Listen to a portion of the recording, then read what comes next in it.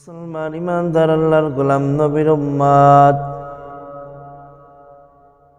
গুনাহ করতে করতে অন্তরটারে কালো বানায় ফেলাইছো। আল্লাহকে যদি একবার ডাক দিয়ে বলো, আমার মালিক,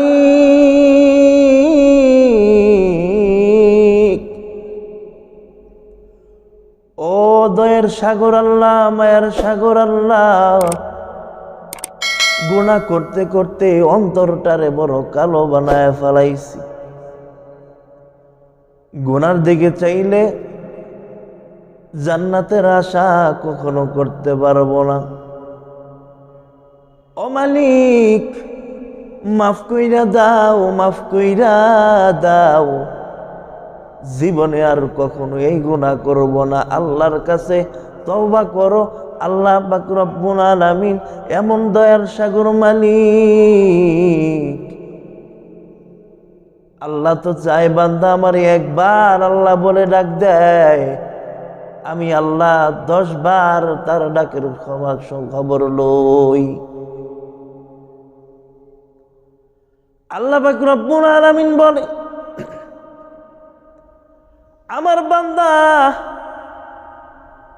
পাহাড় পরিমাণ যদি গুনাহ নিয়ে দাঁড়ায়, আর যদি আমার মালিককে ডাক দিয়া বলে, ও মালিক,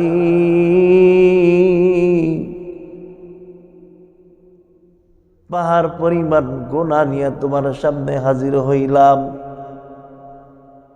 মালিক ক্ষমা কইরা দাও।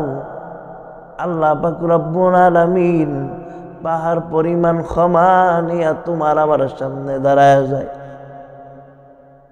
মুসলমান ইমানদার আল্লাহর গোলাম নবীর উম্মত, একটা ঘটনা আপনাদেরকে শোনায় দেই।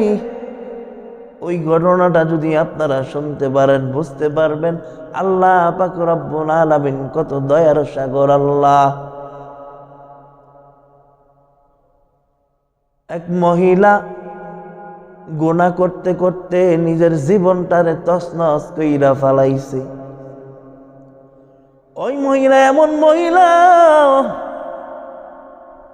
এমন কোন লোক নাই যেই লোকের সাথে অপকর্মের মধ্যে লিপ্ত হয়নি। অপকর্ম করতে করতে, জিনা করতে করতে এমন অবস্থা হয়ে দাঁড়াইছে, প্রত্যেকটা মানুষ জানে এই মহিলাটা জিনাখোর। মুসলমান ইমানদার আল্লাহর গোলাম নবীর উম্মত, আল্লাহর দয়া কত দেখেন, আল্লাহ দয়া কত দেখেন। ওই মহিলা যখন অপকর্ম করে, নাচ গান করে, যখন রাস্তা দিয়ে হাইটা যাইতেছে, এমন সময় দেখে একটা কুকুর পানির তৃষ্ণায় কেমন যেন বেহুশ হয়ে আছে, পানির তৃষ্ণার মধ্যে বেহুশ হয়ে আছে। মৃত্যুর শয্যায় সজ্জিত কুকুরটা ছটফট করতেছে পানির মতো করে। তখন ওই মহিলাটার অন্তরের মধ্যে মায়া লাগলো, মায়া লেগে গেল। চিন্তা করলো, কুকুরটার একটু পানি খাওয়ায় দেই, হয়তো কুকুরটা জানে বেঁচে যাবে। এই চিন্তাটা যখন তার ভিতরে আসলো, তারপর সে পানি খাওয়ার উদ্যোগ নেওয়ার পর পানি খাওয়াবে, কিন্তু কিছু নাই তার হাতে, আশেপাশে পানিও নাই। সামান্য একটু দূরে ছিল একটা কূপ, কূপের পানিও বড় নিচে। কেমন করে কূপের মধ্য থেকে পানি উঠাইবে? কুকুরটাও ছটফট করতেছে পানি খাওয়ার জন্য। রৌদ্রের বড় তাপ, মরুভূমির মধ্যে একটা অবস্থা। সামান্য এই গরম, একটু রৌদ্র উঠলে আমরা সহ্য করতে পারি না, আর ওইখানে মরুভূমির তাপ। এখন চিন্তা করে দেখেন, যেদিন হাসরের ময়দানে সূর্য আমাদের উপরে থাকবে, সেদিন আপনার আমার কি অবস্থা হয়ে যাবে। মুসলমান ইমানদার আল্লাহর গোলাম নবীর উম্মত, ওই মহিলাটা কি একটা বুদ্ধি খাটাইলো। পায়ের মধ্যে ছিল চামড়ার মোজা। কিসের মোজা? চামড়ার মোজা ছিল। চামড়ার মোজা দিয়া ওই মহিলাটা দুইটা মোজা একসাথে গিট্টু দিয়া এখন কিভাবে পানি উঠাইবে, শরীরের মধ্যে থাকা ওড়নাটা খুলে দিল। ওড়নাটা খুলে দেওয়ার পর ওড়নার মাথার মধ্যে মোজাটা বাইধা তখন কূপের মধ্যে থেকে ওই মোজাটা পানির মধ্যে চুবাইল। পানির মধ্যে চুবানোর পর মোজাটা যখন ভিজলো, ওই মোজাটা নিয়ে কুকুরের মুখের মধ্যে দিল চিপা। যখন চিপে কুকুরের মুখের মধ্যে পানি দিল, কুকুর পানি খাইল। কুকুরটা ওই তৃষ্ণার্ত অবস্থা থেকে সে মুক্তি পাইল। এই পরিপ্রেক্ষিতে আল্লাহ পাক রব্বুল আলামিন আসমান থেকে একটি গায়বী আওয়াজ পাঠায় দিলেন, ও নারী, ও মহিলা, তুমি এত অপকর্ম করলা, এত জিনা করলা, সারাটা জীবন যে অপকর্ম গুনার কাজের মধ্যে তুমি লিপ্ত হইলা।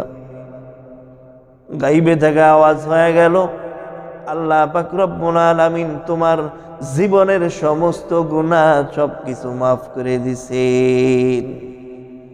আল্লাহ আল্লাহ क्या मुबारक नाम है, अल्लाह अल्लाह मोमिनों का काम है।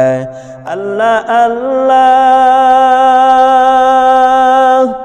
तू मेरा गफ्फार है, अल्लाह अल्लाह तू मेरा सत्तार है। এরে মালিক, এরে মুসলমান ইমানদার আল্লাহর গোলাম, একটু চিন্তা করে দেখো, যতই তুমি গুনাহ করো না কেন, আমার মালিককে যদি তুমি একবার ডাক দিতে পারো, আমার মালিক জীবনে কত গুনাহ করলাম, তোমার কাছে আসলাম রে মালিক, আমার তুমি মাফ কইরা দাও। দেখবেন আল্লাহ পাক রব্বুল আলামিন তোমার সামনে ক্ষমার পাহাড় নিয়ে সামনে দাঁড়ায় যাবে। আরে মুসলমান, ওই মহিলাটা সারাটা জীবন জিনার কাজ করে, অপকর্ম করে, ওই মহিলা সামান্য একটা কুকুরকে পানি খাওয়ার কারণে মাফ পেয়ে ফেললো। আর তুমি আমি সামান্যতম গুনাহ করার পর চিন্তা করি, আল্লাহ আমারে মাফ করবো নি, আল্লাহ আমারে মাফ করবো নি। আরে মুসলমান, আল্লাহ তো মাফ দেওয়ার জন্যই তোমার আমার সামনে বসে আছে। কখন মালিক বলে একটা ডাক দিবে, মালিক বলে ডাক দেওয়ার সাথে সাথে আল্লাহ পাক রব্বুল আলামিন তোমার আমার জীবনের গুনাহ মাফ করে দিবে।